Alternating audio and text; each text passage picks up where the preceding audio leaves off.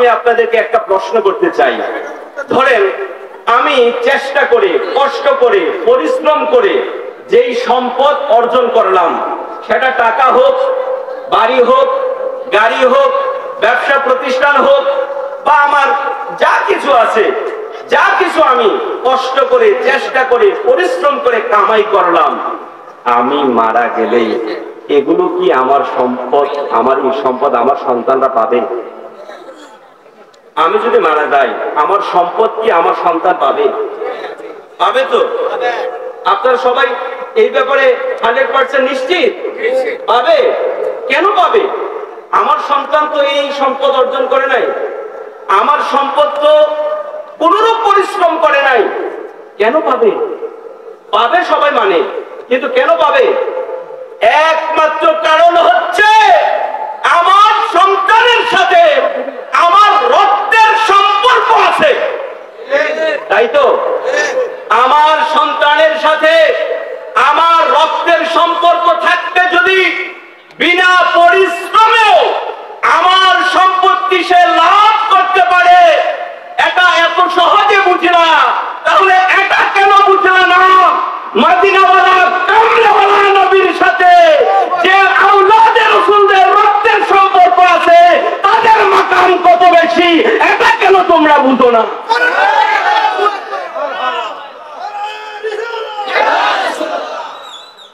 আহলে রাসূলের মাকাম বুঝেন, আহলে রাসূলের মর্তবা বুঝেন। আল্লাহ তাআলা, উলামায়ে কেরাম বলেন, আল্লাহ তাআলা এই পৃথিবীটারে তার হাবিবের ভালোবাসায় সৃষ্টি করছেন, শুধু ইবাদত না। হ্যাঁ, ইবাদত তো করতে হবে, আল্লাহ বিধান দিয়েছেন, কিন্তু শুধু ইবাদত না, কারণ ইবাদত করার জন্য ফেরেশতাই যথেষ্ট ছিল। আবার গুনাহ ছাড়া, গুনাহ নাই, গুনাহ ছাড়া ইবাদত করার জন্য ফেরেশতাই যথেষ্ট ছিল। প্যারে উলামায়ে কেরাম বলেন, আমার আল্লাহ শুধু ইবাদতের জন্য পৃথিবী সৃষ্টি করে নাই, আমার আল্লাহ এই পৃথিবী সৃষ্টি করছেন তার হাবিবের ভালোবাসায়, তার হাবিবের ভালোবাসায়। এই জন্য তার হাবিবকে যে যত বেশি ভালোবাসবে, তার মাকাম মর্যাদা আল্লাহ তাআলা তত বেশি বাড়িয়ে দিবেন। হাবিবের ভালোবাসায় আল্লাহ তাআলা এই পৃথিবী সৃষ্টি করেছেন। আর সেই হাবিব বলেন, আহাব্বুনি বিহুব্বিল্লাহি, তোমরা আমাকে ভালোবাসো আল্লাহ তাআলার জন্য, ওয়া আহিব্বু আহলা বাইতি লিহুব্বি, আমার আহলে বায়াতকে ভালোবাসো আমি নবী কামলেওয়ালার জন্য। আহলে বায়াতের কি মাকাম, আহলে রাসূলের কি মর্যাদা, আহলে রাসূলের কি মর্তবা, এটা বুঝার জন্য কুরআনুল কারীমে ওই আয়াতে কারিমাই যথেষ্ট, যা আহলে রাসূল আওলাদে রাসূলদের জন্য আল্লাহ তাআলা অবতীর্ণ করেছেন। ইন্নামা ইউরিদুল্লাহু লিইউযহিবা আনকুমুর রিজসা আহলাল বাইতি ওয়া ইউতাহিরাকুম তাতহীরা। আল্লাহ তাআলা বলেন, হে আহলে বায়াত, নিশ্চয় আল্লাহ তাআলা চান তোমাদের থেকে যাবতীয় অপবিত্রতা দূর করে তোমাদেরকে সম্পূর্ণরূপে পবিত্র করে দিতে। আহলে বায়াত ওই জাতের নাম যাদেরকে পবিত্র করতে চান কে? আল্লাহ। আরো জুড়ে, আহলে বায়াত ওই জাতের নাম যাদেরকে পবিত্র করতে চান কে? আল্লাহ রাব্বুল আলামিন তাদেরকে পবিত্র করতে চায়। এখন কিছু মানুষ আছে যারা এই আহলে বায়াতকেও শুধু আবার সেই আহলে বায়াতকেও পার্থক্য করে। তো এরা বলতে চাচ্ছে যে এমন অনেক মানুষ আছে আহলে বায়াতকে ভালোবাসে না। মুসলমানদের মধ্যে এমন মানুষ আছে না?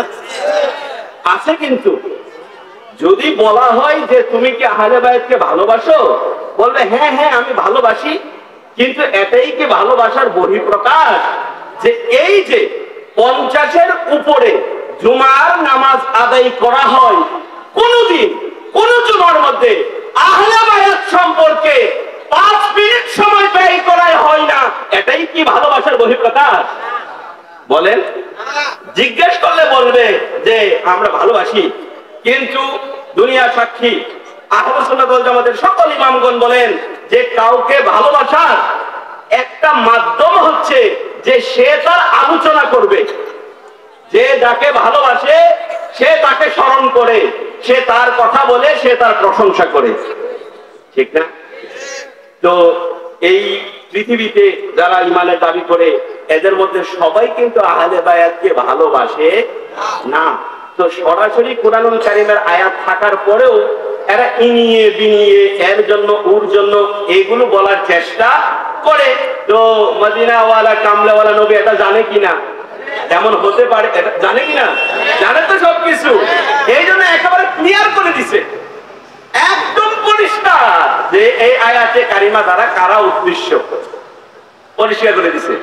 প্যারে হাজরিন, আম্মা জান আয়েশা সিদ্দিকা রাদিয়াল্লাহু তাআলা আনহা রাদিয়াল্লাহু তাআলা আনহা বলেন, খরাজান নবী সাল্লাল্লাহু আলাইহি ওয়াসাল্লাম গাদাতান ওয়া আলাইহি মিরতুন মুরাহহালুন মিন শা'রি আসওয়াদা। আম্মা জান আয়েশা সিদ্দিকা বলেন, আল্লাহর হাবিব একদিন সকালবেলা ঘর থেকে বের হলেন। আল্লাহর হাবিবের শরীরের মধ্যে লাল লাল ডোরা কাটা নকশা বলা কালো একটা পশমি চাদর ছিল, কালো একটা পশমি চাদর ছিল। এমন সময় ওই জায়গার মধ্যে হাসান রাদিয়াল্লাহু তাআলা আনহু বললেন, আসলেন। ফাজাআল হাসানু ফাআদখিলাহু, যখন হাসান রাদিয়াল্লাহু তাআলা আনহু আসলেন, আল্লাহর হাবিব হাসান রাদিয়াল্লাহু তাআলা আনহুকে এই চাদরের মধ্যে নিয়ে নিলেন। আল্লাহর হাবিব যখন হাসান রাদিয়াল্লাহু তাআলা আনহুকে নিলেন, ফাজাআল হুসাইনু, এরপরে আসলেন হুসাইন রাদিয়াল্লাহু তাআলা আনহু, ফাদাখালা মাআহু, আল্লাহর হাবিব হাসান রাদিয়াল্লাহু তাআলা আনহুর সঙ্গে হুসাইন রাদিয়াল্লাহু তাআলা আনহুকেও এই চাদরের মধ্যে নিয়ে নিলেন। আল্লাহর হাবিব ফাতেমাতু জাহরাকেও চাদরের মধ্যে নিয়ে গেল। এরপর আলী মুর্তজা আসলো, আল্লাহর হাবিব আলী রাদিয়াল্লাহু তাআলা আনহুকে ওই চাদরের মধ্যে নিয়ে গেল। এইবার যখন ওনারা চারজন এই চাদরের মধ্যে, তখন আল্লাহর হাবিব বললেন, ইন্নামা ইউরিদুল্লাহু লিইযহিবা আনকুমুর রিজসা আহলাল বাইতি ওয়া ইউতাহহিরাকুম তাতহীরা। ওনাদের সকলকে এই চাদরের মধ্যে নিয়ে আল্লাহর দরবারে এই আয়াতে কারিমা বলে, এরাই হচ্ছে আমার আহলে বায়াত। হে আহলে বায়াত, আল্লাহ তাআলা চান তোমাদেরকে সম্পূর্ণ রূপে পবিত্র করতে। প্যারে হাজরিন, আল্লাহ রাব্বুল আলামিন আহলে বায়াতের কি মাকাম দিয়েছেন, আহলে রাসূলের কি মর্যাদা দিয়েছেন। ও দুনিয়ার মানুষ, কুরবান হয়ে যাও।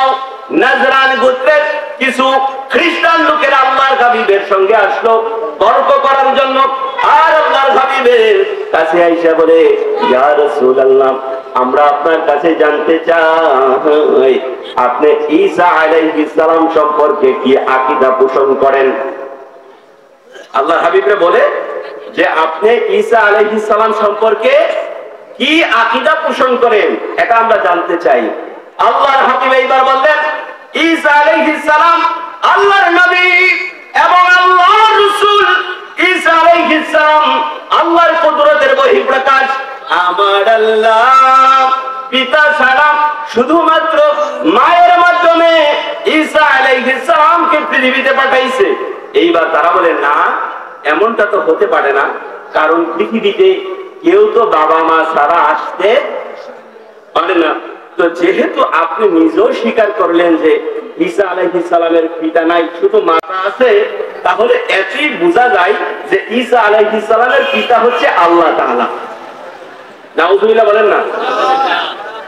আল্লাহর হাবিব এইবার তাদের এই যুক্তিটা তাদের কাছে ফিরাইয়া দিলেন। এইবার বললেন, শোনো, শুধুমাত্র পিতা না থাকলেই যদি তোমরা তাকে আল্লাহর বেটা বলে দাবি করো, তবে তো আদম আলাইহিস সালামের পিতাও নাই, মাতাও নাই। এখন বলো, এই আকীদা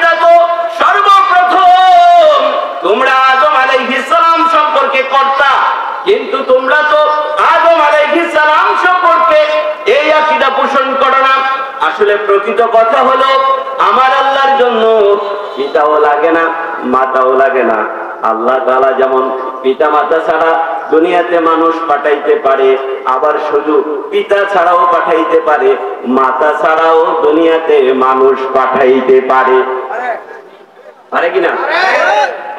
এইবার তারা আল্লাহর হাবিবের সঙ্গে না পেরে এরপরেও তর্ক শুরু করে দেয়। কিন্তু আল্লাহ রাব্বুল আলামিন তার হাবিবের সঙ্গে দুনিয়ার মানুষ তর্ক করবে এটা সহ্য করে। আল্লাহর হাবিবের সাথে কেউ আল্লাহর হাবিবকে কষ্ট দিবে এটা আল্লাহ তাআলা সহ্য করে। আল্লাহর প্রিয় হাবিব আপনি কাঁটাবিহীন একটি গোলাপ, আপনাকে কেউ কষ্ট দিলে, আপনাকে কেউ কষ্ট দিলে স্বয়ং আল্লাহ দেই জবাব। আল্লাহর প্রিয় হাবিব আপনি কাঁটাবিহীন একটি গোলাপ, দিয়েছে যারা আপনাকে দুঃখ কষ্ট বেদনা, দিয়েছে যারা আপনাকে দুঃখ কষ্ট বেদনা, তাদেরই লাঞ্ছনারি কথা কি করিব বর্ণনা। বর্ণনা তো দিচ্ছেন আল্লাহ, বর্ণনা তো দিচ্ছেন আল্লাহ, নাজিল করে সূরা আল-আহজাব। আল্লাহর প্রিয় হাবিব আপনি কাঁটাবিহীন একটি গোলাপ, আপনাকে কেউ কষ্ট দিলে, আপনাকে কেউ কষ্ট দিলে স্বয়ং আল্লাহ দেই জবাব। আল্লাহর প্রিয় হাবিব আপনি কাঁটাবিহীন একটি গোলাপ। আল্লাহর হাবিবের শানে কেউ যদি আঘাত করে, আল্লাহর হাবিবের মনে কেউ যদি কষ্ট দেয়, জবাব দেন কে? জবাব দেন কে? প্যারে হাজরান, এইবার আল্লাহর হাবিবের সঙ্গে যখন নাজরান গোত্রের খ্রিস্টানরা পারে না, এইবার তারা তর্ক জুড়ে দেয়। আল্লাহ রাব্বুল আলামিন আয়াতে কারিমা অবতীর্ণ করে দিলেন, ফাকুল তাআলাউ নাদউ আবনাআনা ওয়া আবনাআকুম ওয়া নিসাআনা ওয়া নিসাআকুম ওয়া আনফুসানা ওয়া আনফুসাকুম সুম্মা নাবতাহিল ফানাজআল লা'নাতাল্লাহি আলাল কাযিবিন। আমার আল্লাহ আয়াতে কারিমা অবতীর্ণ করে দিয়েছেন, হাবিব আমার আপনি বলে দিন যে আসো আমরা আহ্বান করি, আসো আমরা ডাকি, আসো আমরা আমাদের সন্তানদেরকে ডাকি, আমাদের স্ত্রীদেরকে ডাকি, আমাদের নিজেদেরকে ডাকি, তারপর আমরা একে অপরের উপর মুবাহালা করি। মুবাহালা হচ্ছে একে অপরের উপর বদদোয়া করবে। অর্থাৎ দুইটা দল যখন একটা দাবি করবে, দুইটা দল যখন উভয়ে হক হওয়ার দাবি করবে, তখন আল্লাহর কাছে এই ফরিয়াদ করবে, আল্লাহ যদি তারা সঠিক হয়ে থাকে তাহলে আমাদেরকে ধ্বংস করে দাও, আর যদি আমরা সঠিক হয়ে থাকি তাহলে তাদেরকে ধ্বংস করে দাও। আমার আল্লাহ বললেন, তারপর তারা মুবাহালা করবে, একে অপরের উপরে অভিশাপ দিবে, আর মিথ্যাবাদীদের উপর আল্লাহর অভিশাপ বর্ষিত হোক। আয়াতে কারিমা অবতীর্ণ হয়ে গেল। এইবার আল্লাহর হাবিব তাদেরকে বললেন, তোমরা যদি সঠিক হয়ে থাকো তাহলে মুবাহালার জন্য প্রস্তুত হয়ে যাও। নাজরান গোত্রের যেই খ্রিস্টানরা আসলো, তারা 3 দিনের সময় চাইলো। কয়দিন? 3 দিন জায়গা নির্ধারণ হয়ে গেল, সময় নির্ধারণ হয়ে গেল। এইবার তারা তাদের লোকজন নিয়ে আসলো মুবাহালা করার জন্য। আল্লাহর হাবিব তার নিজের লোকজন নিয়ে ওই জায়গার মধ্যে যাচ্ছেন। সাদ ইবনে আবি ওয়াক্কাস রাদিয়াল্লাহু তাআলা আনহু বলেন, এই আয়াতে কারিমা যখন অবতীর্ণ হয়েছে, আল্লাহর হাবিব তখন তাদের সঙ্গে কাদেরকে নিয়েছে জানো? এই আয়াতে কারিমা যখন অবতীর্ণ হয়েছে, রাসূলুল্লাহ সাল্লাল্লাহু আলাইহি ওয়াসাল্লাম আলিয়ান ওয়া ফাতিমাতা ওয়া হাসানান ওয়া হুসাইনান ফাকালা আল্লাহুম্মা হাউলাই আহলি আমাল্লাহ।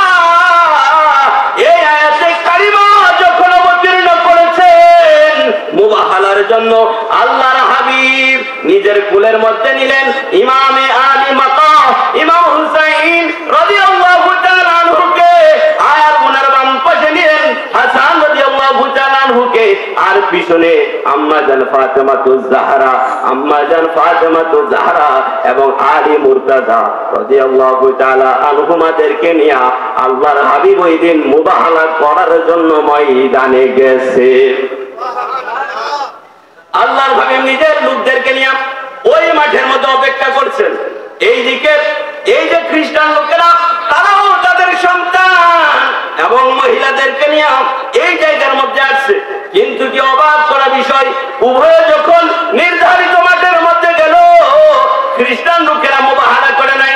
তাদের মধ্যে সব চাইতে বড় যেই পণ্ডিত ছিল, এই পণ্ডিত আল্লাহর হাবিবের কাছে আইসা বলে, ইয়া রাসূলুল্লাহ, আমরা মুবাহালা করব না, একে অপরের জন্য ধ্বংস হওয়ার বদুয়া করব না, আমরা আপনার সব কথা মেনে নিব।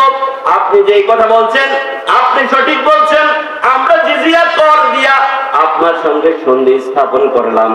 এই যে তারা বিনা বাধায় আল্লাহর হাবিবকে জয়ী ঘোষণা করে দিল।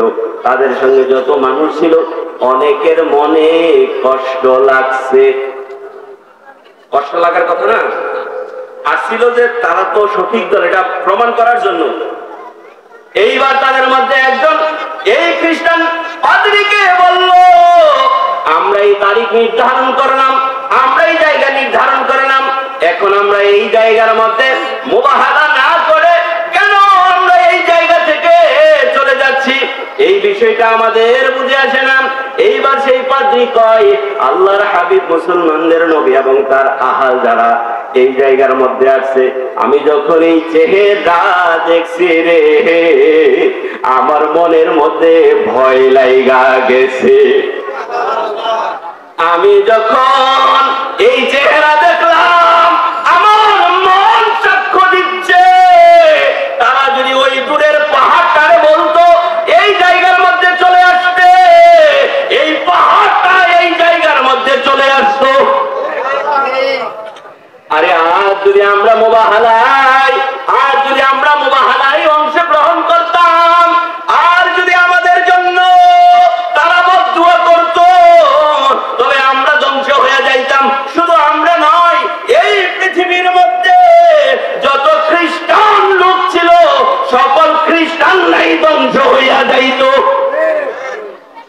এই জন্য আমরা পরাজয় মেনে নিলাম, এই জায়গার মধ্যে আল্লাহর হাবিবের কথা মেনে নিলাম। আরে ও দুনিয়ার মানুষ, আহলে বায়াতের মর্যাদা শোনো, আলে রাসূলের মর্যাদা জানো। আল্লাহ রাব্বুল আলামিন তাদের কত মাকাম দিয়েছেন। জাবের ইবনে আব্দুল্লাহ রাদিয়াল্লাহু তাআলা আনহু বলেন, জাবের ইবনে আব্দুল্লাহ রাদিয়াল্লাহু তাআলা আনহু বলেন যে আমি বিদায় হজ্জের দিন কাসওয়া নামক পুষ্কির পিঠে অবস্থায় আল্লাহর হাবিবকে এই কথা ঘোষণা দিতে আমি শুনেছি, ইয়া আইয়ুহান নাস ইন্নী ক্বাদ তারাকতু ফীকুম মা ইন আখাযতুম বিহি লান তাদিল্লু কিতাবাল্লাহি ওয়া ইকরাতি আহলা বাইতি। আল্লাহর হাবিব বলেছেন, হে দুনিয়ার মানুষ, শুনে রাখো, আমি তোমাদের কাছে দুইটা জিনিসকে রেখে গেলাম, তা যদি তোমরা ধারণ করে রাখতে পারো, বুকে ধারণ করতে পারো, তা যদি অনুসরণ করতে পারো, তাহলে লান তাদিল্লু, তোমরা কখনোই গোমরাহ ঈমান হারা হইবা না। কোন দুইটা জিনিস? একটা হচ্ছে আল্লাহর কুরআন, আর দ্বিতীয়টা হচ্ছে আল্লাহর হাবিবের আহলে বায়াত।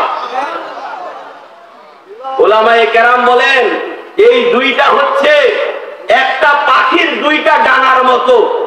একটা পাখির দুইটা ডানার মতো। পাখির যদি একটা ডানা না থাকে উঠতে পারবে? উঠতে পারবে না। তো এই দুইটা ঈমান অন্তরে আছে কিনা এটার শর্ত হচ্ছে এই দুইটা আল্লাহর কোরআন এবং আহলে বায়াত যাদের অন্তরে থাকবে বোঝা গেল তাদের অন্তরে ঈমান আছে। প্যারে হাজারিন, আহলে বায়াতের যে ফজিলত, মাকাম, মর্যাদা এটাকে বলে শেষ হবে? আমরা কিন্তু এই জন্য বলি না যে ওনাদের মাকাম বাড়বে। আমরা এই জন্য বলি পৃথিবীতে যে বা যারা আহলে বায়াতের প্রশংসা করেছে আল্লাহ তাআলা যেন দয়া করে আমাদেরকে সেই প্রশংসাকারীদের নামের সাথে নামটা লিখে দেয়। আরে দুনিয়ার মানুষ আহলে বায়াতের প্রশংসা আমরা কি করব? কুরআনুল কারীমেই তো মওজুদ আছে আহলে বায়াতের প্রশংসার জন্য, হাদিসে মুবারাকাই তো মওজুদ আছে, ঠিক না? উনাদের মাকাম বাড়ানোর জন্য আহলে বায়াতের মর্যাদা বলি না, নিজেদের মর্যাদা বাড়ানোর জন্য আহলে বায়াতের মর্যাদা বলি।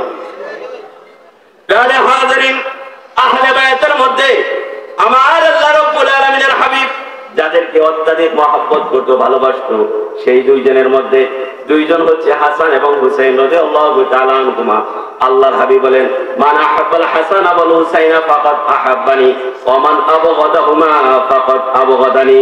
যে বা যারা হাসান এবং হুসাইনকে ভালোবাসবে তারা যেন আমি নবীকে ভালোবাসে, আর হাসান এবং হুসাইনের সঙ্গে যে বিদ্বেষ রাখবে সে যেন আমি নবী কামলেওয়ালার সঙ্গে বিদ্বেষ রাখলো।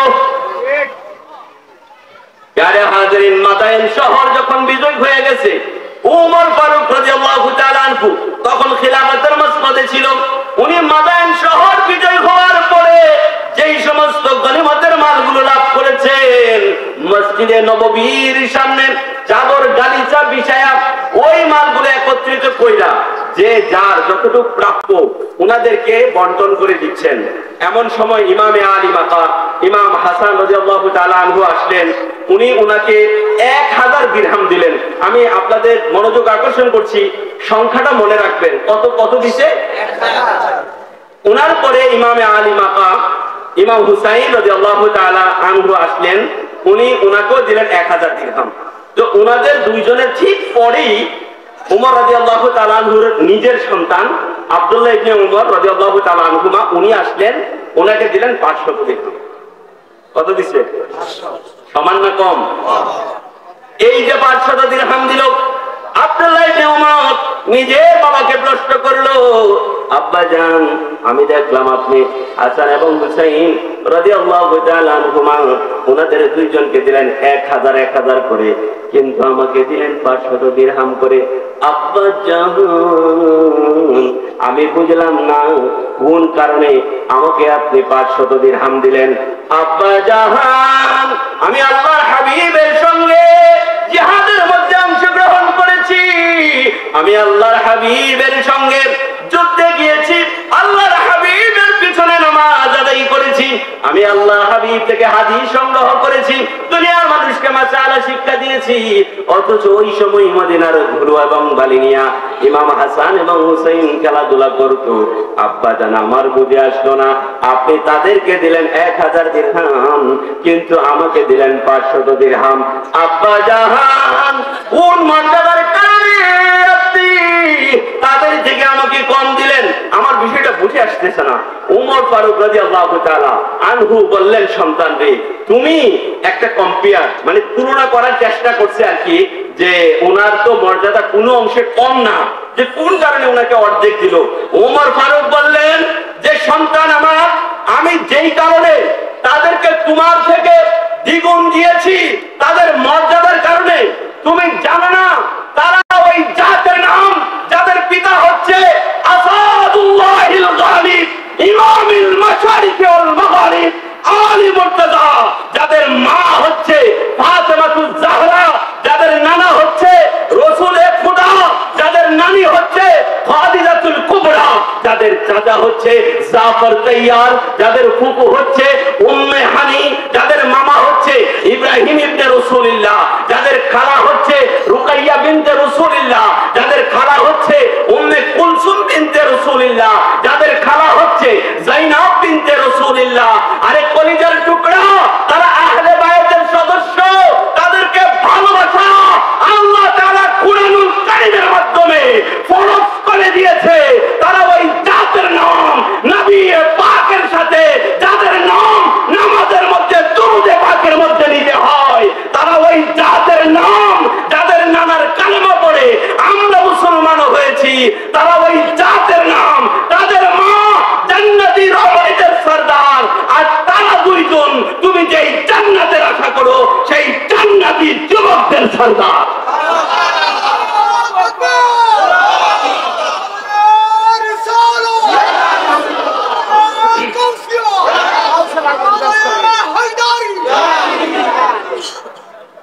আব্দুল্লাহ ইবনে উমর বলল, আব্বাজান আপনি যে সিদ্ধান্ত নিয়েছেন একেবারে একদম সঠিক সিদ্ধান্ত নিয়েছেন, কোন অবস্থাতেই আমি তাদের সমকক্ষ হতে পারবো। তো আব্বাজান আপনি সঠিক সিদ্ধান্ত নিয়েছেন। আরে সাহাবায়ে কেরামদের দৃষ্টিকোণ হচ্ছে এমন, সাহাবায়ে কেরাম আহলে বায়াতকে কোন দৃষ্টিতে দেখতেন একটু আন্দাজ করা যায়। আরো একটু যদি আমি এই বিষয়ে আলোচনা করি, যে এই আলোচনাটা করলে কিছুটা আন্দাজ করতে পারবেন যে ওনাদের মাকাম কত, ওনাদের মর্তবা কত, ওনাদের মর্যাদা কত। আবু হুরায়রা রাদিয়াল্লাহু তাআলা আনহু একদিন রাস্তা দিয়ে যাচ্ছিলেন, তখন দেখে যে ইমামে আলী মাকা ইমাম হুসাইন রাদিয়াল্লাহু তাআলা আনহু এই রাস্তা দিয়ে আসতেছে। তো যখনই ইমামে পাককে উনি দেখলেন, তো দেখার সঙ্গে সঙ্গে উনি দাঁড়ায় গেছে, আসলো কাছে। আসার পরে ওনার শরীরের মধ্যে যে চাদর ছিল সেই চাদরটা দিয়ে ইমাম হুসাইন রাদিয়াল্লাহু তাআলা আনহুর চেহারা মোবারক থেকে যে ধুলোবালি ছিল এগুলো পরিষ্কার করে দিচ্ছিল। তো এই যে বিষয়টা, উনি এত বয়োজ্যেষ্ঠ, এত মুরব্বী সাহাবী, এত বুজুর্গ জলিলুল কদর সাহাবী, উনি যখন ইমাম হুসাইন রাদিয়াল্লাহু তাআলা আনহুর সঙ্গে এরকম আচরণ করলেন, তখন উনি একটু লজ্জিত হয়েছে আর কি, একটু বিব্রত বোধ করলেন।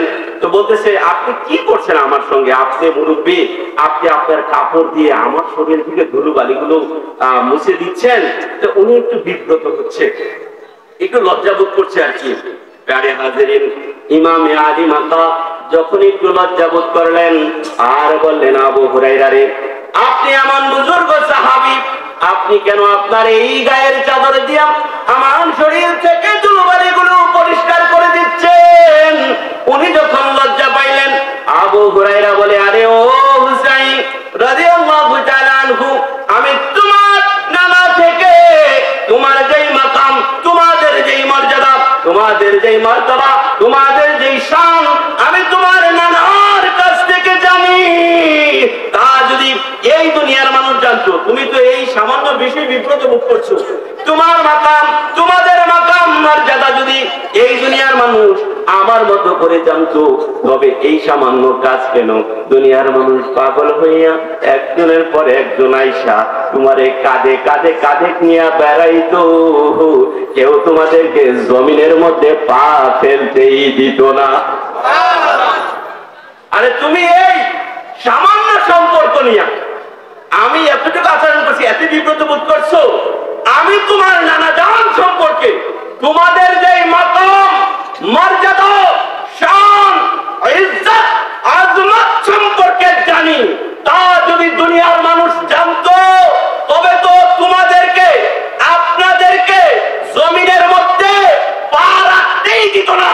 মানুষ পাগল হইয়া একজনের পর একজন কাঁধে নিয়ে আপনাদেরকে ঘুরে বেড়াইতো। কি মাকাম, কি মর্যাদা, কি শান আল্লাহ রাব্বুল আলামিন আহলে বায়াতকে দিয়েছেন। আলহামদুলিল্লাহ বলেন। এমন আহলে বায়াতের দামান ধরতে পেরে খুশি না বেজার? ইয়ারে আমি ওই তো শুরুতেই বলছি যে আহলে বায়াতের প্রশংসা না আমি বলে শেষ করতে পারবো, আর না আমাদের পক্ষে বলে শেষ করা সম্ভব সম্ভব না। কিন্তু আমার সময় নির্ধারিত, এই জন্য আমাকে ছেড়ে দিতে হচ্ছে। এই জন্য আমি শেষ করছি সর্বশেষ আহলে বায়াতের শানে কবি কত সুন্দর করে বলেন, বাগে জন্নত কে বহরে মদহা लेबे तुमको मुझदाना रेकाए दुश्मन लेबे तुमको नारी तुमको मुझदाना रेकाए दुश्मना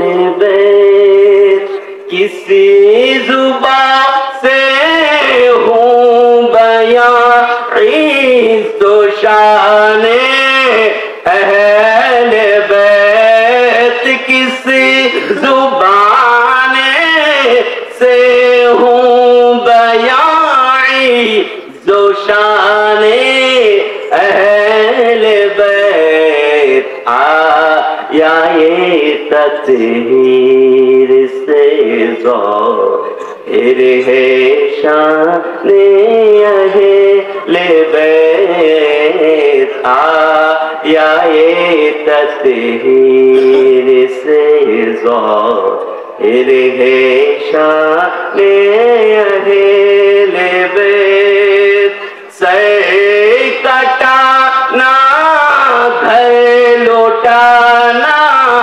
कोई उनसे सीख ले सर कटाना घर लौटाना कोई उनसे सीख ले जाने आलम हो फिदाए खानदाने अहले बैत जाने आलम हो फिदाए खानदाने अहले बैत।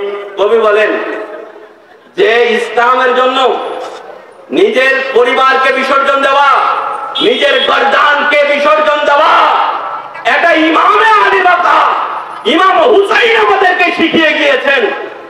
আহলে বায়াত এমন জাতে পাকের নাম যে বিষয়টা এমন নয় যে শুধুমাত্র আল্লাহর হাবিবের পবিত্র রক্ত হওয়ার কারণে, পবিত্র বংশ হওয়ার কারণে, নাতি হওয়ার কারণে উনাদেরকে এমন মর্যাদা দিয়েছেন, এমন মর্তবা দিয়েছেন।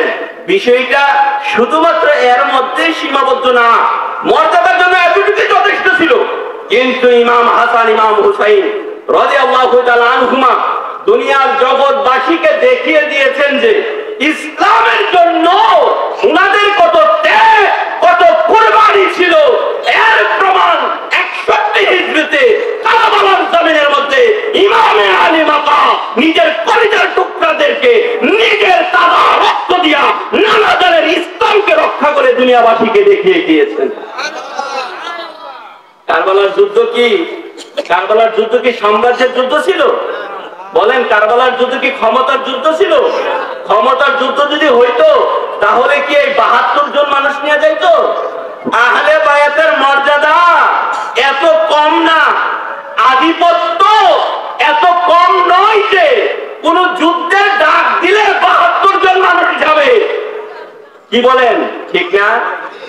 এত কম কিন্তু মর্যাদা না যে 72 জন মানুষ যাবে, এত কম নয়। তাহলে বোঝা গেল কারবালার যুদ্ধ ক্ষমতার যুদ্ধ ছিল না, কারবালার যুদ্ধ ছিল ঈমান এবং ইসলামের যুদ্ধ। কারবালার জমিনের মধ্যে তারা যে শর্ত ছুঁড়ে দিয়েছে যে আপনি ইয়াজিদের হাতে হাত রেখে বায়াত গ্রহণ করতে হবে। ইয়াজিদ খলিফাতের খেলাফতের মসনদে বসে গেছে। মনে রাখবেন, ইসলামী সাম্রাজ্যে খলিফা এমন গুরুত্বপূর্ণ দায়িত্ব ছিল। আমি একটা উদাহরণ দিই, আপনাদেরকে বুঝতে সহজ হবে। আমরা একটা বাসের প্যাসেঞ্জার, আর এই বাসে ড্রাইভার যদি মাতাল হয় আমাদের কি অবস্থা হবে? মানে যে যেভাবে পারে বলবে যে আগে যান বাঁচাই, অনেকে জানালা দিয়ে কি দিবে, লাভ দিবে, ঠিক না? তো একটা বাসে ড্রাইভার মাতাল হলে আমাদের জীবনের জন্য যত ক্ষতিকর, এর চাইতে হাজার লক্ষ কোটি গুণ বেশি ক্ষতিকর হচ্ছে ইসলামী